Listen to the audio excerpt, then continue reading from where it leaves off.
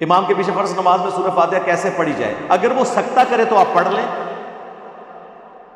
جہری نمازوں میں، ورنہ سننا کافی ہے۔ رہ گئی زور اثر یا عشاء کی آخری 2 رکعتیں، مغرب کی آخری رکعت، تو اس میں آپ پڑھ لیں۔ باقی جہاں وہ اونچی آواز سے پڑھ رہے ہیں تو اگر تو وہ سکتہ دیتا ہے تو پھر آپ پڑھ لیں، ادروائز آپ کا سننا کافی ہے۔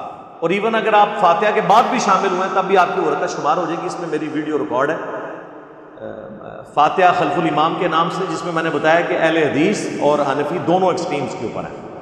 اہل حدیث نے بھی بہت غلو کیا ہے اس مسئلے کے اندر، اور امت میں صرف ایک بندہ ہے اس کا موقف ہے اہل حدیث والا، باقی پوری امت کا موقف اس کے خلاف ہے، اور وہ ہے امام بخاری۔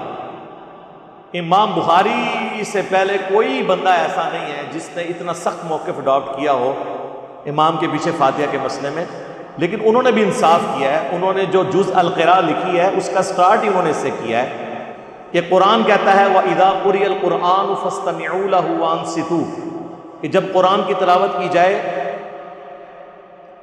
تو خاموشی سے سنا کرو، متوجہ ہو کر، تاکہ تم پر رحم کیا جائے۔ تو جب کہ حدیث کہتی ہے لا صلاۃ لمن لم یقرأ بفاتحۃ الکتاب، کہ اس کی نماز ہی نہیں ہوتی جو سورہ فاتحہ نہیں نماز میں پڑھتا، تو انہوں نے کہا کہ قرآن تو کہتا ہے خاموشی اختیار کرو، حدیث کہتی ہے پڑھو، تو اس کا آپٹیمل سولوشن یہ ہے کہ پڑھیں گے سکتوں میں، امام وقفہ کرے گا، اس وقفے میں پڑھیں گے۔ یہ اہل حدیث جس طرح پڑھ رہے ہیں نا کہ امام بھی پڑھ رہا ہے اور پیرلل میں پیچھے پڑھتے آ رہے ہیں، یہ غلط ہے۔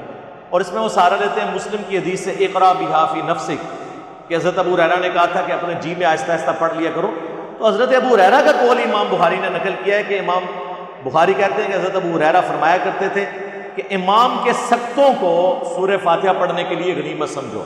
حضرت ابو ہریرہ نے کبھی نہیں کہا کہ جب امام فاتحہ پڑھ رہا ہے تو اس کی قرات کے دوران بھی آپ نے قرات کرنی ہے، یہ بالکل جھوٹ ہے، ایسی کوئی بات نہیں۔ جس کو گرمی لگے نا قادسیہ اور یرموک کو یاد کرنا۔